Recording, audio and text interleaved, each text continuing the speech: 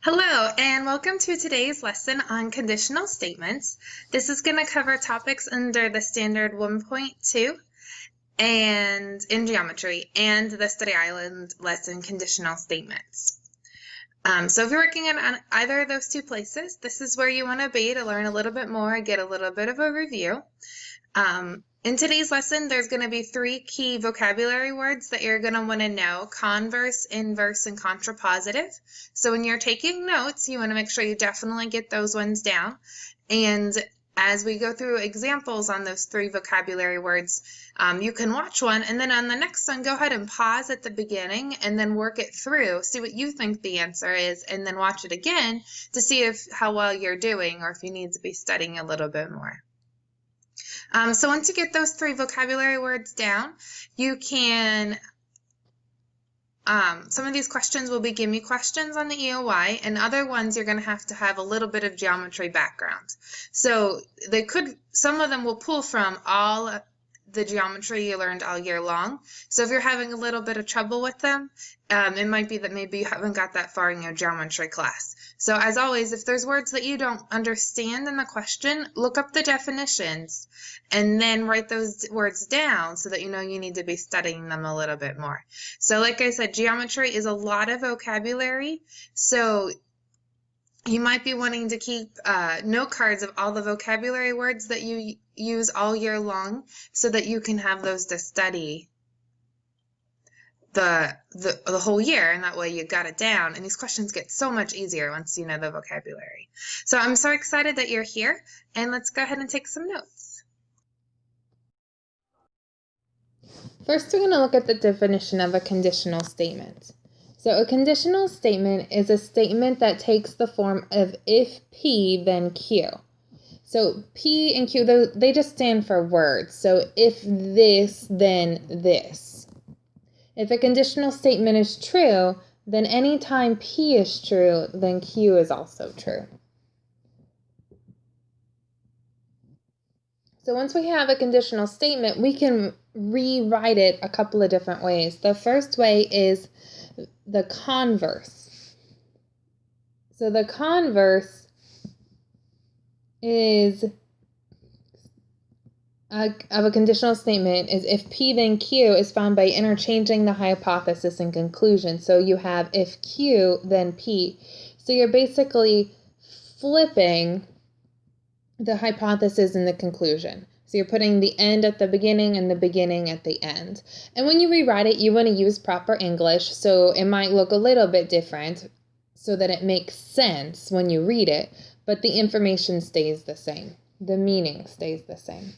The next one is the inverse. The inverse of a conditional statement is if P then Q, and is found by negating both the hypothesis and the conclusion. So if not P, then not Q. So you're basically negating this statement, the original statement. And negation is when you take the opposite, which basically means you're adding or removing not. So the inverse is you're adding not to the first part and you're adding not to the last part. Or if not's already there, you're removing it. That's what you're doing to create the inverse. Then the last one is to create the contrapositive, which combines the converse and inverse. So the contrapositive of a statement is if P then Q is found by interchanging and negating both the hypothesis and the conclusion. If not Q, then not P. So you're flipping it and negating it. And here's the cool thing about the contrapositive is anytime a conditional statement is true, so that original statement is true, then you also know the contrapositive is true. You don't have to think about it. You just instantly know that this one is true also. That doesn't work for the converse and inverse. So to recap it, just kind of showing you with an example here, is you have your original conditional statement of if I am sleeping, then I am breathing. The blue is the original's hypothesis and the red is the original's conclusion. So the converse is when you flip it. So this red is now at the beginning and the blue is at the end. The inverse is when you add not to the beginning and not to the end. So we just added not to this first part and not to this second part. The contrapositive is when you flip it and add the not to the original. So this blue part is at the end with the word not, and the red part is at the beginning with the word not. So you kind of just have to come up with your own ways of how to remember these definitions.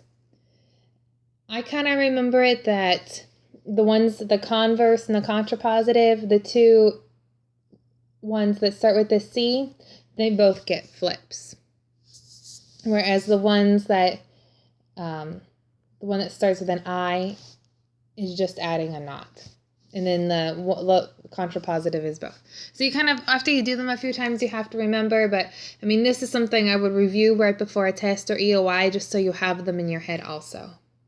Okay, our first question asks us, what is the converse of the statement below? Well, remember, converse, that's going to be the flip.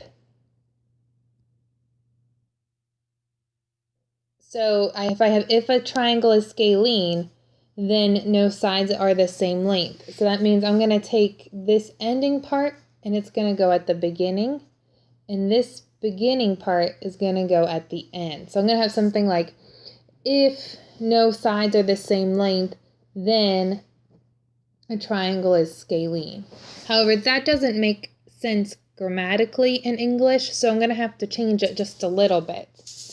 And that's if no sides of the triangle are the same length, then it is scalene. That's going to be my answer A. Because the ending is at the beginning and the beginning is at the end. Once again, it's asked to identify the converse. I have, if a rhombus is a square, then its sides are perpendicular.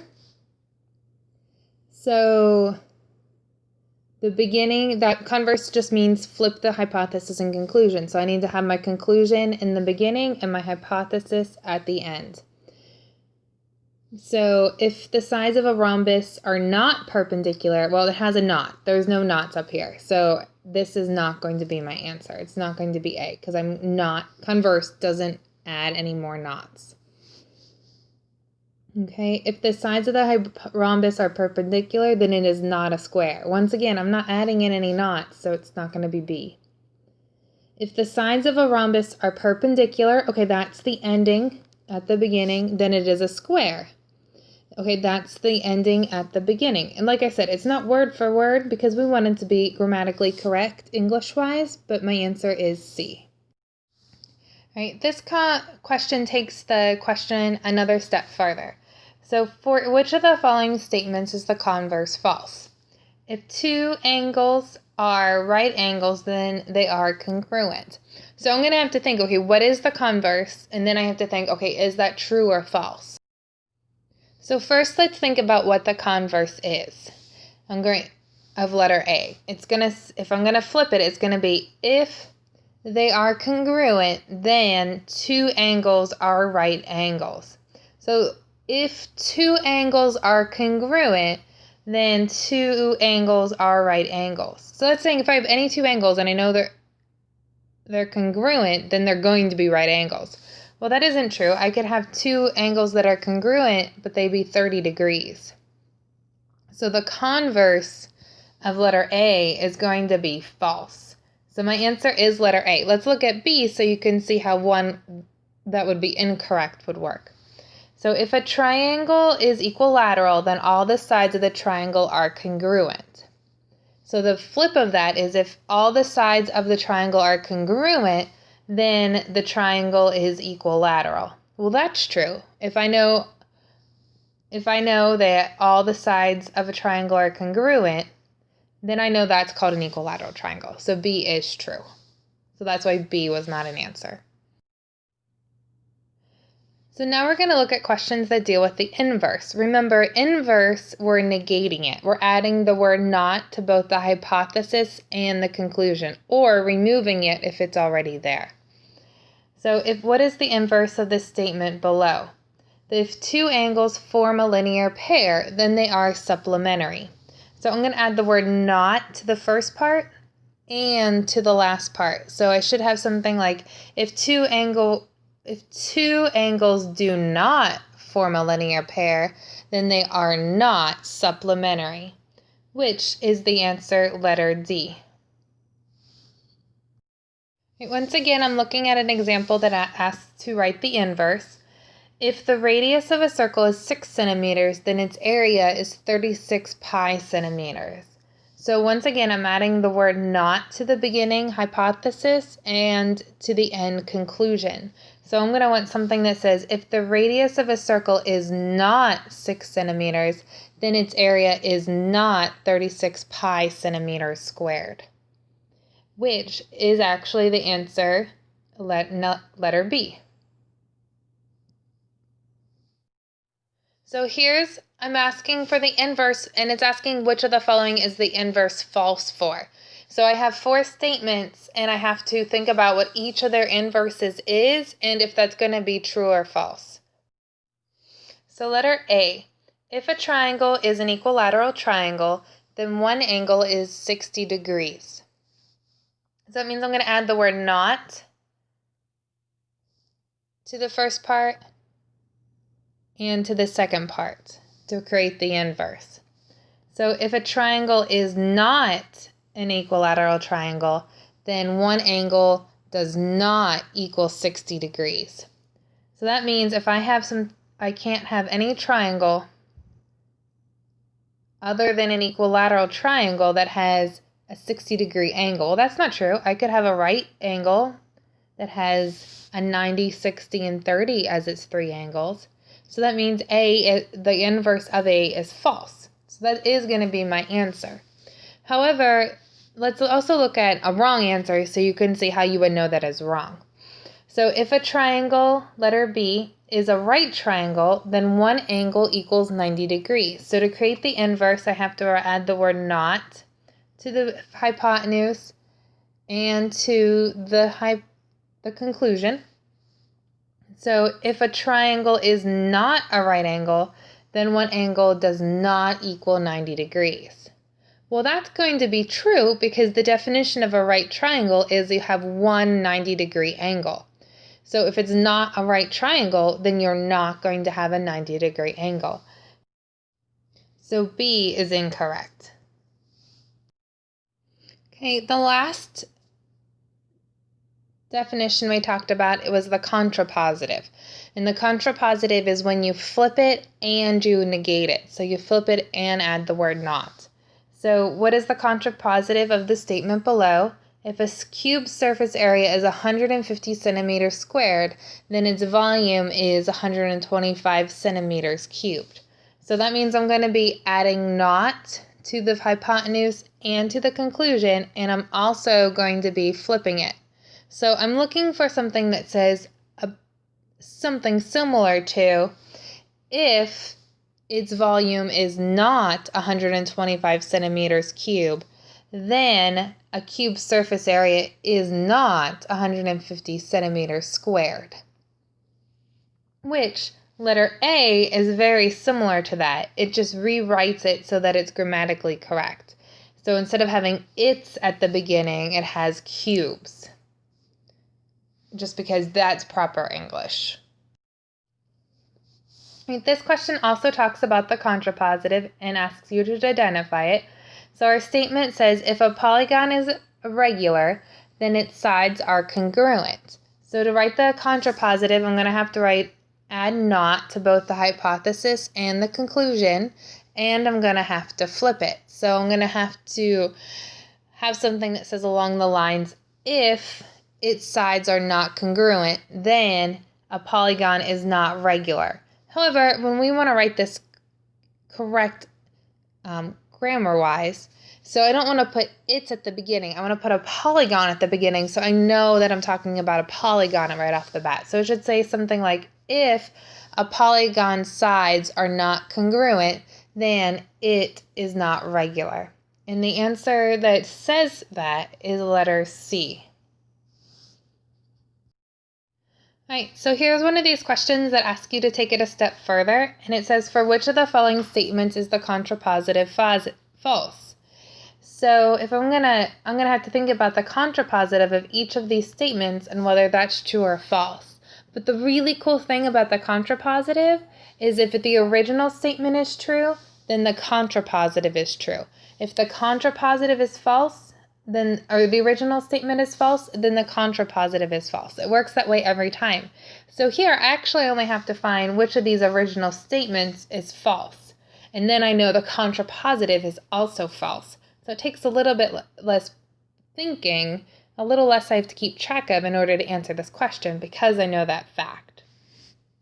So the first one says, if x and y are both even numbers, then x plus y is an even number. So is that true or false? So if I take 2 plus 8, I get 10. Well, that's even. So if I take 2 plus 6, that's 8. That's even. So does that work every single time? Well, yes, it does. So the A is true, so the contrapositive is true. So A is not going to be my answer. Letter B says, if x and y are both odd numbers, then x and y is an odd number.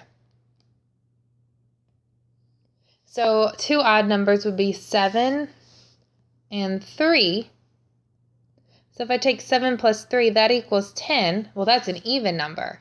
Well, right off the bat, that's one counterexample. I know B is false. So if B is false, I know that our contrapositive is false. So my answer is going to be B. Right, this question says, which statement follows logically from the statement below? So it's basically saying, which of the statements here do you know is true also because you know this is true? Well, the only statement we know of the inverse, converse, and contrapositive is true because the original is true is the contrapositive.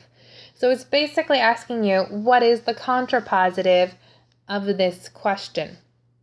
So remember, if we're doing the contrapositive, you're adding not to the beginning and not to the conclusion at the end, and then you're also flipping it. So I'm looking for something that says, if it does not have exactly one pair of parallel sides, then a quadrilateral is not a trapezoid. And the answer that says that, after being fixed up grammatically, is A.